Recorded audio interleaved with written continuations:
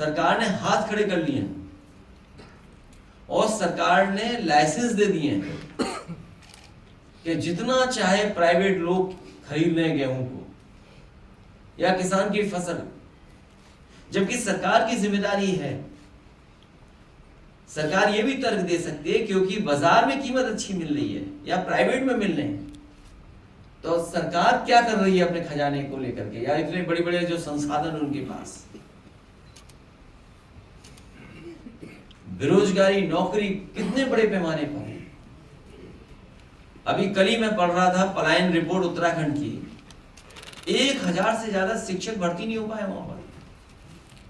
उत्तर प्रदेश और उत्तराखंड सबसे ज्यादा फौज में जाते थे नौजवान भर्ती के लिए।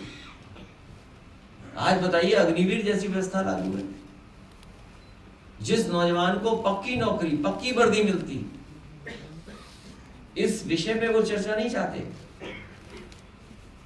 आपको सब विदेशी चीजें दे दी हाथ में, सब बाजार। मैं तो अपने पत्रकार साथी से कहूंगा कि सरकार अमेरिका के राष्ट्रपति जी से सीखे, अमेरिका के राष्ट्रपति जी से सीखे कि अपने देश की अर्थव्यवस्था बचाने के लिए वे दूसरे देशों पे पाबंदियां लगा रहे हैं। तो उन्हीं से सीख करके भारत को भी क्या चीन पे पाबंदी लगानी चाहिए कि नहीं लगानी चाहिए, अपने बाजार को, अपनी अर्थव्यवस्था को बचाने के लिए। हमें सीखना चाहिए अमेरिका जैसे देश से कि हमें भी उतनी ही पाबंदी लगा देनी चाहिए दूसरे देशों पर,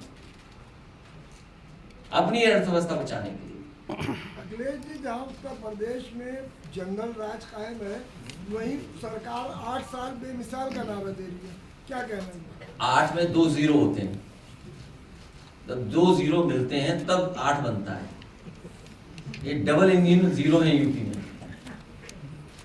मैंने एक प्रतिष्ठित अखबार में देखा ऐड, और प्रतिष्ठित अखबार ने ये लिखा कि 17 एक्सप्रेसवे हैं यूपी में, 17 एक्सप्रेसवे बन रहे हैं। मैंने कई लोगों से जानकारी की, चर्चा की, उसके बाद पता लगा कि 17 एक्सप्रेसवे नहीं बन रहे हैं, झूठ के एक्सप्रेसवे बना रहे हैं लोग। अभी मैं एयरपोर्ट से लौट के आ रहा था तो एक होर्डिंग लगी हुई थी, उस होर्डिंग में लिखा था कि 6 बन चुके हैं, 7 निर्माणाधीन हैं। तो 7 और 6 कितने हो गए? 13। तब भी 4 नहीं है, तो तभी मैंने सोचा 4 सपनों में बना रहे होंगे। भाई प्रतिष्ठित अखबार हम सब देखते हैं, उसमें ऐड था सरकार का 17 का। आज विज्ञापन, बड़ी बड़ी होर्डिंग लगी है कि 6 निर्माण हो चुका है, मतलब बन चुके हैं, और 7 निर्माणाधीन हैं। तो 4 बजे सपनों में बनेंगे। ठीक है। योगी जी कह रहे हैं महाराजगंज में जीरो पॉवर्टी स्कीम लाएंगे और अगले 3 साल में यूपी से गरीबी खत्म कर देंगे। वो बिटिया अगर न गई हो तो उससे मैं कहूंगा सरकार से अनन्या बेटी को और उसके परिवार को जीरो पॉवर्टी योजना से जोड़ दें।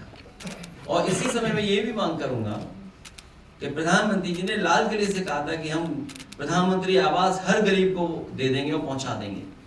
तो मेरी मांग होगी और हम सबकी तरफ से मांग होगी तो उस बेटी और उस परिवार को और उस गांव में जितने लोग हैं जो गरीब हैं उन्हें प्रधानमंत्री आवास दे देना चाहिए। सर, बच्ची को किस माद में सम्मानित किया गया?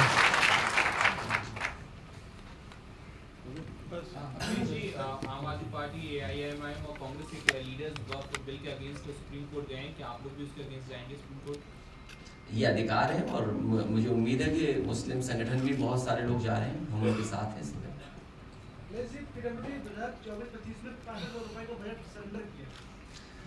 इसके लिए चाचा सही बता सकते हैं। और PWD का भ्रष्टाचार तो पता नहीं कहां पहुंच गया है। केवल यही नहीं, सरेंडर, अगर मेंटेनेंस का देखोगे आप, जो सड़का गड्ढा मुक्त का जो उनका एक कार्यक्रम चलता है, उसका पैसा सब निकाल लिया सरकार ने। अभी तक की सबसे करप्ट गवर्नमेंट है, याद रखिएगा। तहसील थाने से लेकर के